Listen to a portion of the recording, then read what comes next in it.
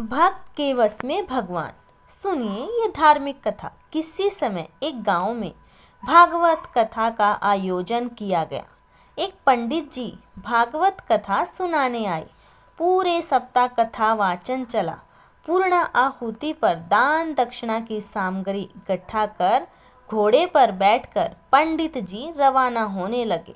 उसी गांव में एक सीधा साधा गरीब किसान भी रहता था, जिसका नाम था धन्ना जाट।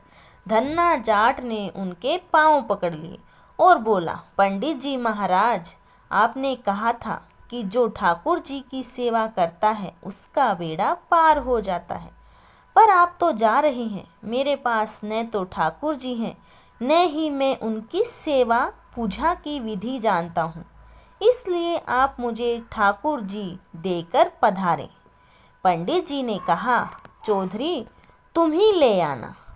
तब धन्ना जाट ने कहा, मैंने तो कभी ठाकुर जी देखे ही नहीं, तो लाऊंगा कैसे। पंडित जी को घर जाने की जल्दी थी। उन्होंने पिंड छुड़ाने और अपना भांग घोटने का सिलबट्टा उसे दे दिया और बोले, ये ठाकुर जी हैं, इनकी सेवा पूजा करना। धन्ना जाट ने कहा, महाराज मैं सेवा पूजा का तरीका भी नहीं जानता, आप ही बताइए। पंडित जी ने कहा, पहले खुद नहाना, फिर ठाकुर जी को नहलाना, इन्हें भोग चढ़ाकर फिर खाना। इतना कहकर पंडित जी ने घोड़े की ऐंठ लगाई व चल दिए। धन्ना सीधा एवं सरल आदमी था। पंडित जी के कहे अनुसार सिलबट्टे को बतौर ठाकुर जी अपने घर में स्थापित कर दिया। दूसरे दिन स्वयं स्नान कर सिलबट्टे रूपी ठाकुर जी को नहलाया। विधवा माँ का बेटा था, खेती भी ज़्यादा नहीं थी, इसलिए भोग में अपने हिस्से की बाजरी की टिक्कड़ और मिर्ची की चटनी रख दी। ठाकुर जी से धन्ना ने कहा, पहले आप भोग लगाओ, फिर मैं खाऊंगा। जब ठाकुर जी ने भोग नहीं लगाया तो बोला, पंडित जी तो धनवान थे, खीर पूड़ी एवं मोहन भोग लगाते थे। मैं तो गरीब जाट का बेटा हूँ, इसलिए मेरी रोटी चटनी का भोग आप कैसे लगाएंगे। पर साफ साफ सुन लो, मेरे पास तो यही भोग है, खीर पूड़ी मेरे बस की नहीं है। ठाकुर जी ने भोग नहीं लगाया तो धन्ना भी सारा दिन भूखा रहा। इसी तरह वह रोज का एक बाजरे का ताज़ा टिक्कड़ व मिर्ची की चटनी रख देता एवं भोग लगाने की अर्जी करता। ठाकुर जी तो पसीज ही नहीं रहे थे। यह कर्म निरंतर 6 दिन तक चलता रहा। छठे दिन धन्ना बोला, ठाकुर जी चटनी रोटी खाते क्यों शर्माते हो, आप कहो तो मैं आंखें मूंद लूं, फिर खा लो। ठाकुर जी ने फिर भी भोग नहीं लगाया तो धन्ना भी भूखा प्यासा था। 7वें दिन धन्ना जट बुद्धि पर उतर आया, फूट फूट कर रोने लगा। वह कहने लगा कि सुना था आप दीन दयाल हो, आप भी गरीब की कहाँ सुनते हो। मेरा रखा यह टिक्कड़ एवं चटनी आकर नहीं खाते तो मत खाओ, मैं अब मुझे भी नहीं जीना है। इतना कह उसने सिलबट्टा उठाया और सिर फोड़ने को तैयार हुआ। अचानक सिलबट्टे से एक प्रकाश पुंज प्रकट हुआ एवं धन्ना का हाथ पकड़ कहा, देख धन्ना, मैं तेरी चटनी टिक्कड़ खा रहा हूँ। ठाकुर जी बाजरे का टिक्कड़ एवं मिर्ची की चटनी मज़े से खा रहे थे।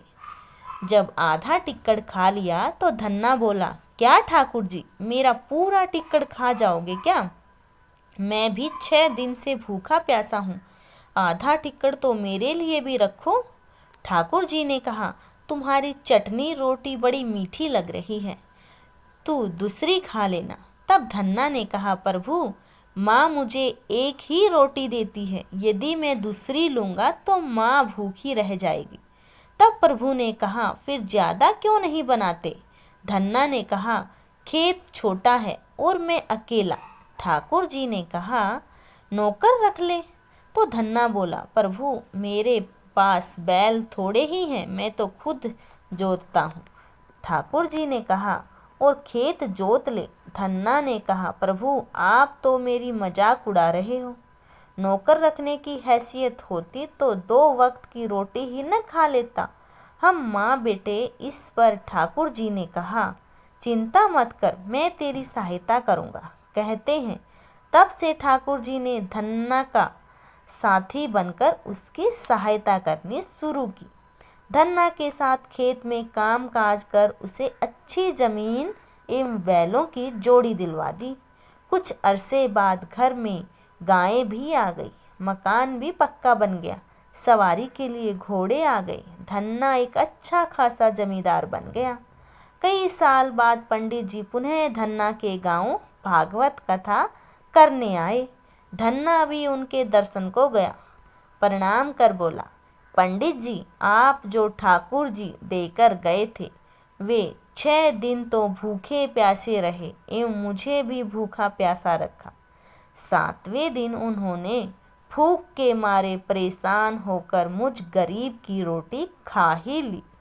उनकी इतनी कृपा है कि खेत में मेरे साथ कंधे से कंधा मिलाकर हर काम में मदद करते हैं। अब तो घर में गायें भी है। 7 दिन का घी दूध का सीधा भेजूंगा। पंडित जी ने सोचा, मूर्ख आदमी है, मैं तो भांग घोटने का सिलबट्टा देकर गया था। गांव में पूछने पर लोगों ने बताया कि चमत्कार तो हुआ है। धन्ना अब वह गरीब नहीं रहा, जमींदार बन गया है। दूसरे दिन पंडित जी ने धन्ना से कहा, कल कथा सुनाने आओ तो अपने साथ अपने उस साथी को लेकर आना जो तुम्हारे साथ खेत में काम करता है।